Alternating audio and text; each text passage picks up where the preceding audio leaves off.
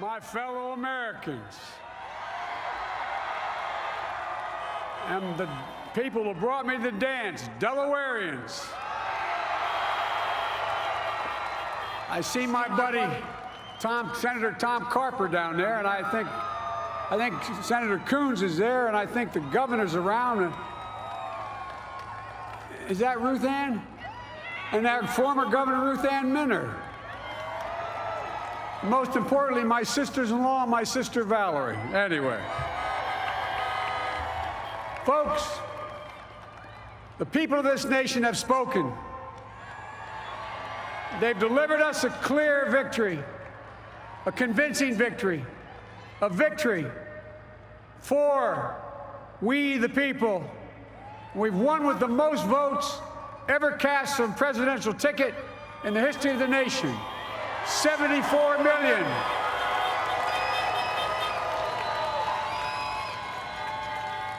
What I must admit has surprised me. Tonight, we're seeing all over this nation, all cities and all parts of the country, indeed across the world, an outpouring of joy, of hope, renewed faith in tomorrow, bring a better day. And I'm humbled by the trust and confidence you've placed in me. I pledge to be a president who seeks not to divide, but unify, who doesn't see red states and blue states, only sees the United States. And work with all my heart, with the confidence of the whole people, to win the confidence of all of you. And for that is what America, I believe, is about. It's about people.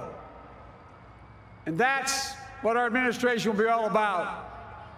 I sought this office to restore the soul of America, to rebuild the backbone of this nation, the middle class, and to make America respected around the world again,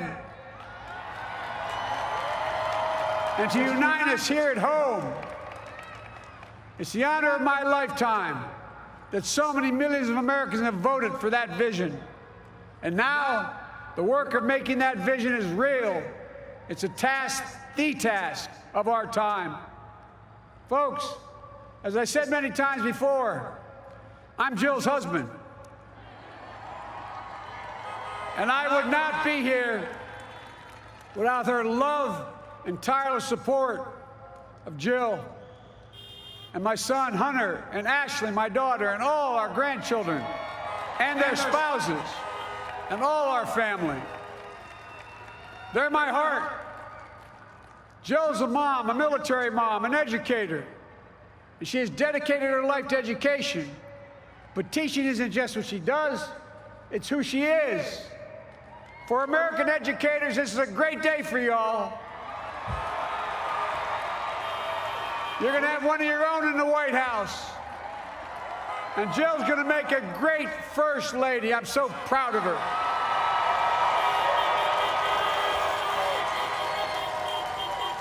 And I'll have the honor of serving with the fantastic Vice President who you just heard from, Kamala Harris,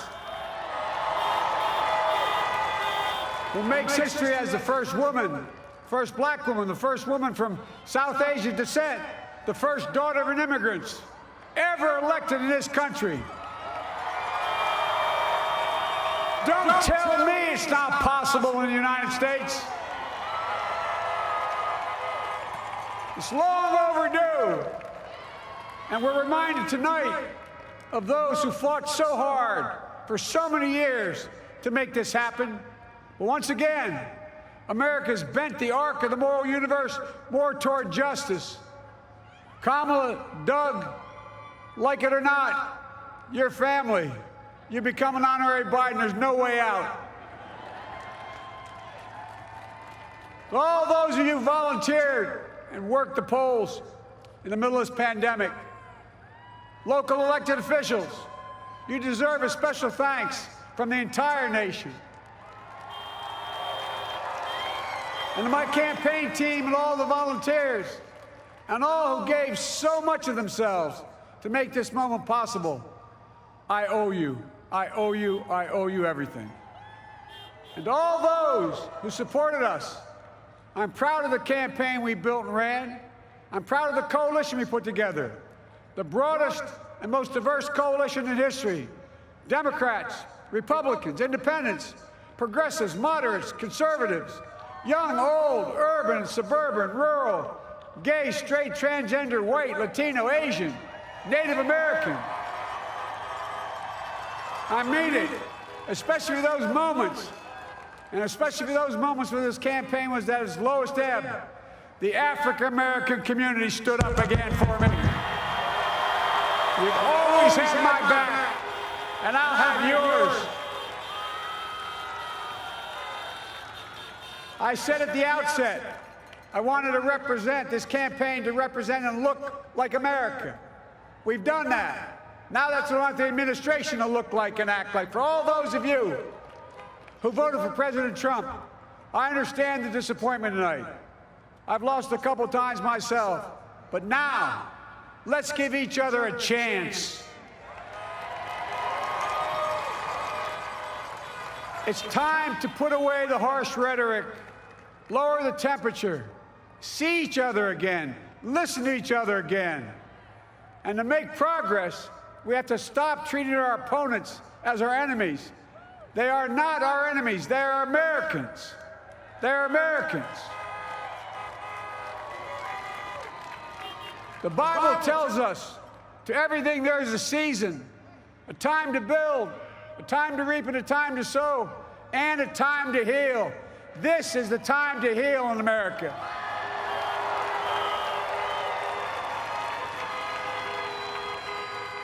Now this campaign is over. What is the will of the people? What is our mandate? I believe it's this. Americans have called upon us to marshal the forces of decency, the forces of fairness, to marshal the forces of science and the forces of hope in the great battles of our time. The battle to control the virus, the battle to build prosperity, the battle to secure your family's health care, the battle to achieve racial justice and root out systemic racism in this country, and the battle to save our planet by getting climate under control, the battle to restore decency, defend democracy, and give everybody in this country a fair shot. That's all they're asking for, a fair shot. Folks, our work begins with getting COVID under control. We cannot repair the economy, restore our vitality, or relish life's most precious moments, hugging our grandchildren, our children, our birthdays, weddings, graduations, all the moments that matter most to us until we get it under control.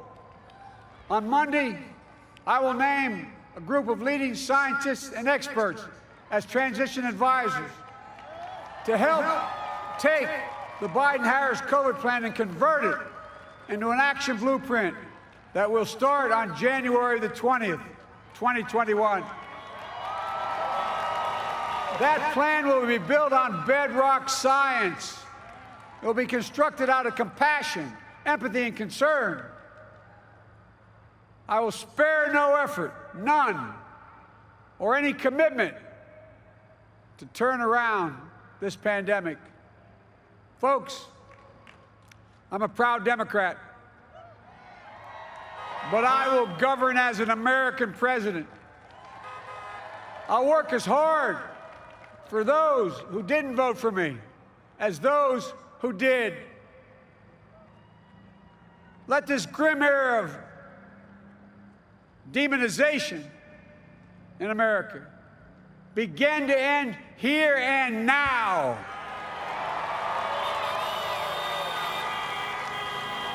The refusal of Democrats and Republicans to cooperate with one another, it's not some mysterious force beyond our control. It's a decision, a choice we make. And if we can decide not to cooperate, then we can decide to cooperate. And I believe that this is part of the mandate given to us from the American people. They want us to cooperate in their interest. And that's the choice I'll make. And I'll call on Congress, Democrats and Republicans alike, to make that choice with me. The American story is about slow yet steadily widening the opportunities in America. And make no mistake, too many dreams have been deferred for too long. We must make the promises of the country real for everybody, no matter their race, their ethnicity, their faith, their identity, or their disability. Folks, America has always been shaped by inflection points, by moments in time where we've made hard decisions about who we are and what we want to be.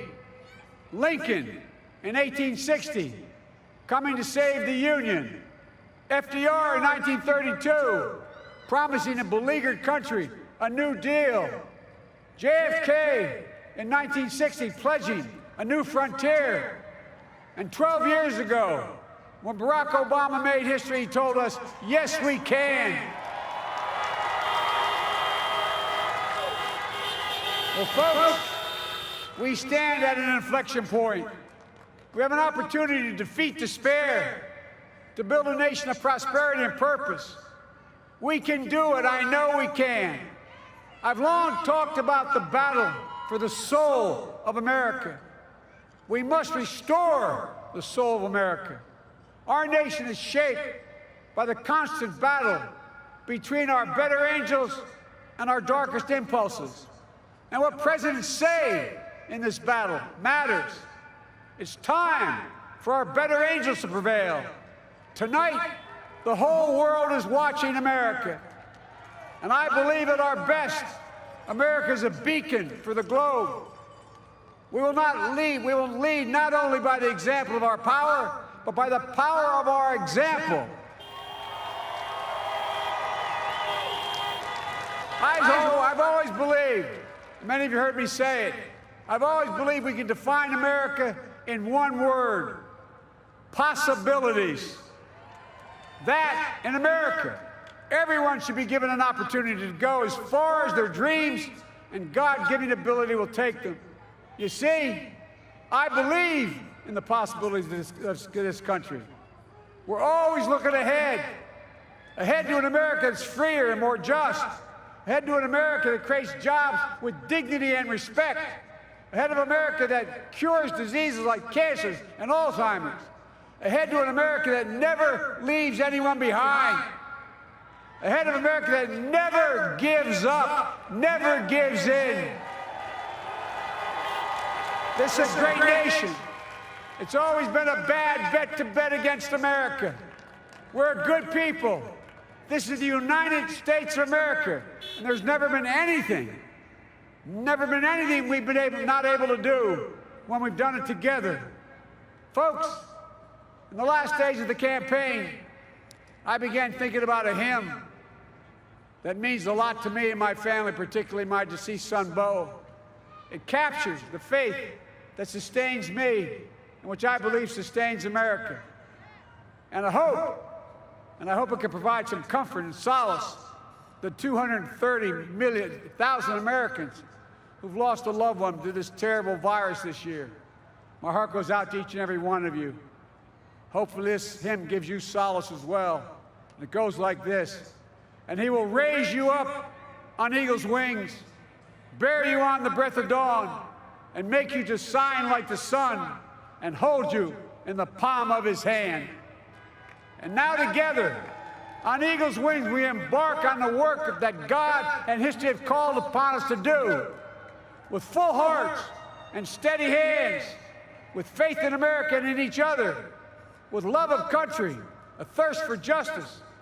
Let us be the nation that we know we can be, a nation united, a nation strengthened, a nation healed, the United States of America. Ladies and gentlemen, there's never been anything we've tried we've not been able to do. So remember, as our grandpapa used to say when I walked out of his home when I was a kid up in Scranton, he said, "Joey, keep the faith." And our grandmother, when she was alive, she yelled, "No, Joey, spread it. Spread the faith. God love you all. May God bless America, and may God protect our troops." Thank you, thank you, thank you.